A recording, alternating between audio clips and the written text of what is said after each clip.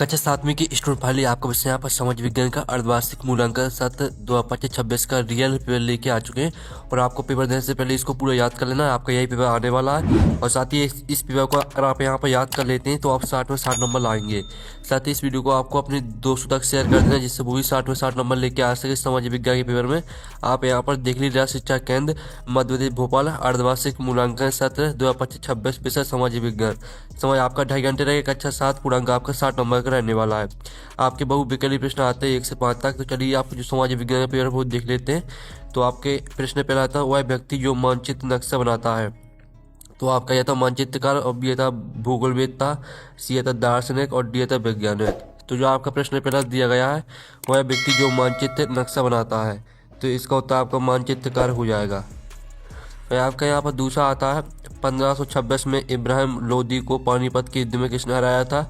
तो आपका यह था चंगेज खान ने, बी था जहांगीर ने, सी था अकबर ने, और डी था बाबर ने। तो 1526 में इब्राहिम लोदी को पानीपत के युद्ध में किसने हराया था। तो इसका उत्तर आपका यहाँ पर हो जाएगा बाबर ने। आपके यहाँ पर तीसरा आता है जन औषधि मेडिकल स्टोर का संबंध है। तो आपका था सार्वजनिक सेवा से, और बी आता निजी सेवा से, और सी आता सार्वजनिक एवं निजी दोनों से, और डी आता इनमें से कोई नहीं। तो इसका उत्तर आपके यहाँ पर जो दिया गया प्रश्न तीसरा जन औषधि मेडिकल स्टोर का संबंध है, तो इसका आंसर आपका यहाँ पर सार्वजनिक सेवा से है। फिर आपका यहाँ पर चौथा आता मौलिक अधिकार कितने हैं। तो आपका यह था 6, बी आता 5, और आपका सी आता 4, और डी आता 9। तो यहाँ पर मौलिक अधिकार कितने हैं। तो मौलिक अधिकार आपके 6 हैं। फिर आपके यहाँ पर पाँचवा आता है ठीक है, सर्वप्रथम दोपहर का भोजन मध्याह्न किस राज्य में प्रारंभ किया गया। तो आपका यह था मध्य प्रदेश, बी था छत्तीसगढ़, सी था आपका तमिलनाडु, और डी था दिल्ली। तो सर्वप्रथम दोपहर का भोजन मध्याह्न किस राज्य में प्रारंभ किया गया। तो इसका उत्तर आपका यहाँ पर तमिलनाडु हो जाएगा। तमिलनाडु आपका राइट आंसर रहेगा। ठीक है, इस तरह से जो आपके यहाँ पर सही विकल्प है वो कंप्लीट हो जाते हैं, आपने अच्छे से याद कर ली है। ठीक है, अब आता है रिक्त स्थान की पूर्ति की। प्रश्न के बाद 6 से 10 तक आपके रिक्त स्थान रहेंगे। तो 6 में आता है पृथ्वी की सतह का 3/4 भाग डॉट डॉट से ढका हुआ है। तो पृथ्वी की सतह का 3/4 भाग आपका जल से ढका हुआ है। तो यहाँ पर जल आपका आंसर हो जाएगा। फिर आपका यहाँ पर 7वां आता है उच्च ज्वार डॉट डॉट में सहायक होता है। तो यहाँ पर उच्च ज्वार आपका ठीक है यहाँ पर मत्स्य में सहायक होता है। आपका यहाँ पर इसका उत्तर हो जाएगा मत्स्य। ठीक है, मत्स्य आखेट, मत्स्य आखेट में सहायक होता है। फिर आपका 8वां आता भारत विश्व की दवाइयाँ निर्मित करने वाला डॉट डॉट देश है। तो भारत विश्व की दवाइयाँ निर्मित करने वाला आपका तीसरा देश है। तो तीसरा आपका इसका उत्तर हो जाएगा। और जो आपका 9वां आता है संविधान डॉट डॉट का समूह है। तो यहाँ पर संविधान डॉट डॉट का समूह है। तो यहाँ पर संविधान आपका नियमों, ठीक है, आप यहाँ पर देख लीजिए नियमों एवं कानूनों।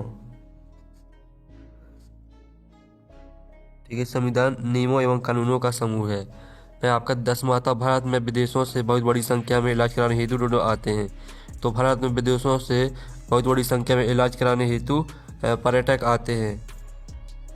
ठीक है, पर्यटक आपका यहाँ पर राइट आंसर रहेगा। तो इस तरह से जो है आपके रिक्त स्थान वो कंप्लीट हो जाते हैं, आपने अच्छे से याद कर लिए होंगे। अब आते हैं आपके अति लघुत्तरीय प्रश्न आते हैं 11 से 16 तक। 11वां आता प्राकृतिक पर्यावरण के अंतर्गत क्या आता है।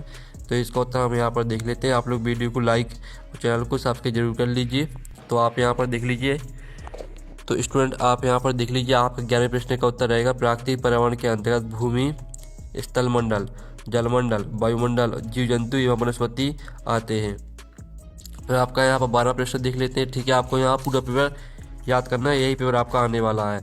तो आपका 12वां आता है जिसमें आपका यहाँ पर आता है पर्यावास से क्या तात्पर्य है। तो इसका उत्तर हम आपको दिखा देते हैं। इसका उत्तर है पर्यावास वह विशेष स्थान होता है जहाँ कोई जीव, पौधा, जंतु या अन्य प्राकृतिक रूप में से रहता है और अपनी मूलभूत आवश्यकताओं भोजन, पानी, आश्रय की पूर्ति करता है। फिर आपके यहाँ पर 13वां आता है विश्व जल दिवस कब मनाया जाता है। तो इसका उत्तर का विश्व जल दिवस 22 मार्च को मनाया जाता है। फिर आपका 14वां आता संविधान से क्या आशय है। तो इसका उत्तर आपका रहेगा संविधान उन नियमों और कानूनों का एक लिखित या अलिखित संग्रह है जिसके आधार पर किसी देश या संस्था का शासन चलाया जाता है या किसी भी लोकतांत्रिक देश का आधारभूत ढांचा होता है। फिर आपके यहाँ पर देख लेते हैं। ठीक है, आपको यहाँ पर अच्छी तरह से याद करना है। फिर आपका आता बहुमत से। ठीक है, 15वां आता निजी सेवा से क्या आशा है। तो इसका उत्तर आपके यहाँ पर रहेगा निजी सेवा से क्या आशा है, आपको हम दिखा देते हैं।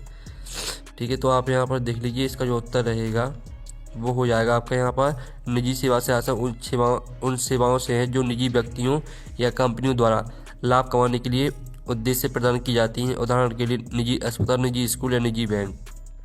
16वां आता बहुमत से क्या आशा है, तो इसका आंसर रहेगा बहुमत से आशा किसी समूह या मतदान में आधे से अधिक 50% से ज़्यादा लोगों की राय या मत से होता है। लोकतांत्रिक व्यवस्था में किसी निर्णय को अस्वीकार करने या किसी प्रतिनिधि को चुनने के लिए बहुमत आवश्यक होता है। तो इस तरह से आपके अति लघु उत्तरीय प्रश्न कंप्लीट हो जाते हैं। अब आते हैं लघु उत्तरीय प्रश्न 17 से 22 तक। ठीक है, तो 17वां आता है 700 ईस्वी से 1750 ईस्वी तक के इतिहास के बारे में हमें किन किन स्रोतों से जानकारी प्राप्त होती है। तो इसका उत्तर आप यहाँ पर देख लीजिए, आपका 17वें क्वेश्चन का आंसर रहेगा 700 ईस्वी से 1750 ईस्वी तक के इतिहास की जानकारी के प्रमुख मुख्य स्रोत निम्नलिखित हैं। शिलालेख और अभिलेख, वास्तुकला और स्मारक, ग्रंथ और पांडुलिपियाँ, सिक्के। इन सभी हेडों को पूरा आपको याद कर लेना है। ठीक है, अब चलिए आपका यहाँ पर आता 18वां मनसबदार से क्या आशा है, लिखिए।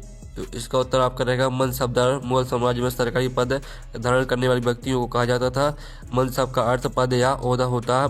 मनसबदारों को सैन्य और नागरिक प्रशासन दोनों की जिम्मेदारी दी जाती थी और उनका पद और वेतन जात और सवार, ठीक है, पर निर्भर करता था। इस तरह से आपका 18वें क्वेश्चन का उत्तर रहेगा। फिर आपको 19वां आता जागीर किसे कहा जाता था, तो इसका उत्तर आपका रहेगा जागीर मुगल प्रशासन में मनसबदारों को वेतन के बदले दी जाने वाली भू राजस्व वसूलने की जिम्मेदारियां वाली जमीन को कहा जाता था। मनसबदार इस भूमि से राजस्व इकट्ठा करते थे जिससे वे अपना और अपने सैनिकों का खर्च चलाते थे। यह भूमि मनसबदारों की व्यक्तिगत संपत्ति नहीं होती थी, बल्कि उन्हें केवल राजस्व इकट्ठा करने का अधिकार दिया जाता था। इस तरह से आपका 19वें क्वेश्चन का आंसर हो जाता है। फिर 20वां आता पौने कितने प्रकार की होती है, लिखिए। तो ठीक है, पवने मुख्य रूप से 3 प्रकार की होती है, स्थायी पवने, मौसमी पवने और ठीक है स्थानीय पवने। तीनों हेडिंग को आपको पूरा याद कर लेना है, स्क्रीनशॉट आप ले लीजिए। फिर आपका आता है 21वां प्रवाह बालिकाएं अपनी माँ को घर पर किन किन कार्यों में सहयोग करती हैं, तो आप यहाँ पर देख लीजिए। प्रवाह बालिका अपनी माँ को घर पर निम्नलिखित कार्यों में सहयोग करती है। खाना पकाने और रसोई के अन्य कार्यों में सहायता करना, घर की साफ सफाई और चीज़ों को व्यवस्थित करने में मदद करना, छोटे भाई बहनों की देखभाल करना, पानी भरना, कपड़े धोना या उन्हें सुखाने जैसे रोज़मर्रा के काम करना और बाजार से छोटा मोटा सामान लाने में मदद करना। ठीक है, इस तरह से आपके 21वें क्वेश्चन तक के आंसर हो जाते हैं। अब 22वां आता है जनगणना से आप क्या समझते हैं, तो यहाँ पर जनगणना से आशा किसी देश या किसी निर्धारित क्षेत्र में एक निश्चित समय अंतराल पर वहाँ रहने वाले सभी लोगों से संबंधित जनसांख्यिकीय, आर्थिक और सामाजिक डेटा को व्यवस्थित रूप से एकत्रित करने, संकलित करने, विश्लेषण करने और प्रकाशित करने की प्रक्रिया से है। आपके यहाँ पर 10 वर्ष में होती है, यहाँ तक याद कर लेना है। इस तरह से आपका 22वें क्वेश्चन का आंसर भी कंप्लीट हो जाता है। अब आते हैं आपके द्वितीय प्रश्न।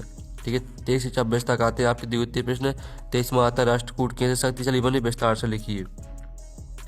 तो आप यहाँ पर देख लीजिए, ये आपका आंसर रहने वाला है। राष्ट्रकूट ने 8वीं शताब्दी में दक्कन क्षेत्र में अपनी शक्ति स्थापित की।